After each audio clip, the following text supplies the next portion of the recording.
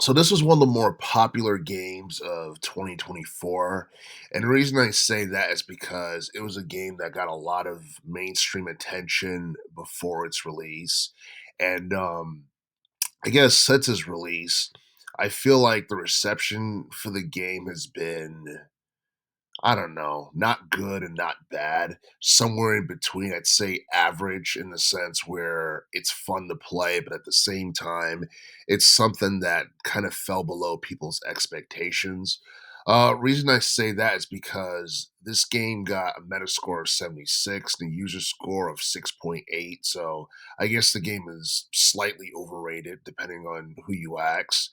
And and yeah, a lot of people feel like Zenless Zone Zero closely resembles Genshin Impact, and and it does like look that way in terms of aesthetics and and gameplay and all that other stuff, which is actually one of the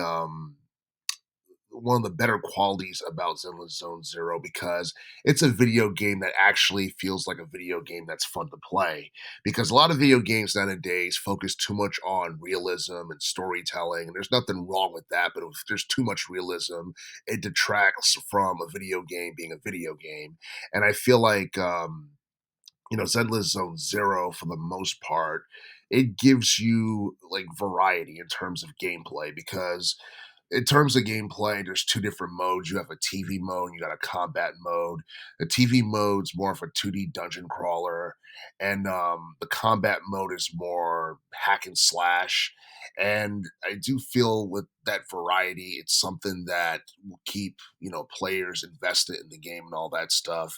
And keep in mind, Zenless Zone Zero was developed by Me Yoho, and it was also published by them as well in China.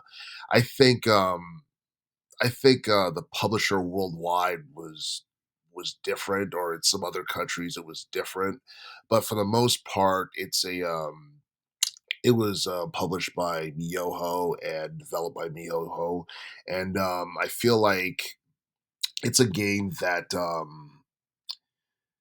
I don't know. Maybe it could have been better than what it ended up being, but at the same time, I'm not necessarily, complaining about it. And I do feel like it's a game that has actually done pretty well in terms of earning revenue and stuff like that. Because, like when the game had came out, I heard that it earned like 25 million within its first week. And keep in mind, the game came out back in summer of last year, and then I heard like in like a month it did like 100 million in terms of revenue. So I think the game is actually quite profitable, and that's something that's not too surprising because it's free to play, and and it's something that like people can play whether they have PlayStation 5, whether they have PC, whether they're a iPhone or Android user, and I don't know. I feel like the plot for the game is not too bad either. The whole post-apocalyptic scene, and then trying to deal with these creatures. I think they're called ethereals or hollows or whatever, and just basically doing whatever you can to try and survive within the city, and just I don't know. I feel like Zenless Zone Zero.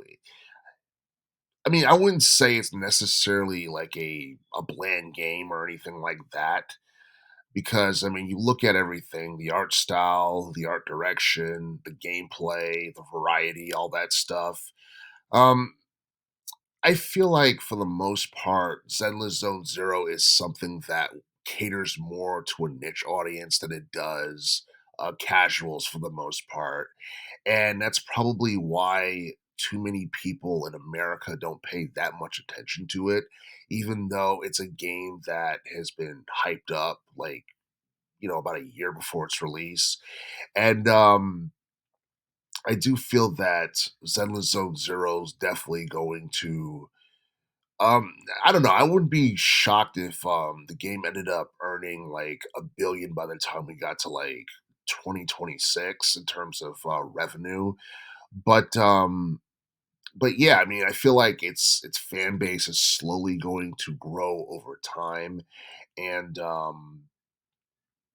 And yeah, I do feel that this is one of those games that has the potential to develop into an actual like video game series in the future.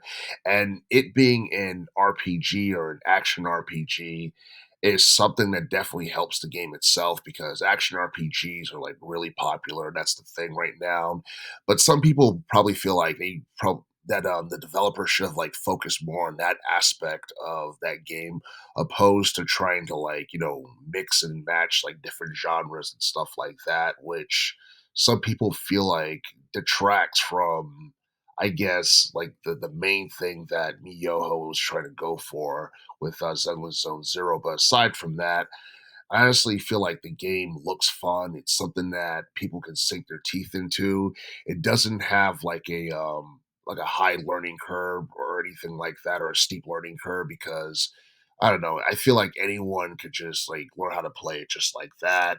It's something that it looks like immersive, especially with like the open world environment and the travel and the dialogues that you have with other characters and stuff like that.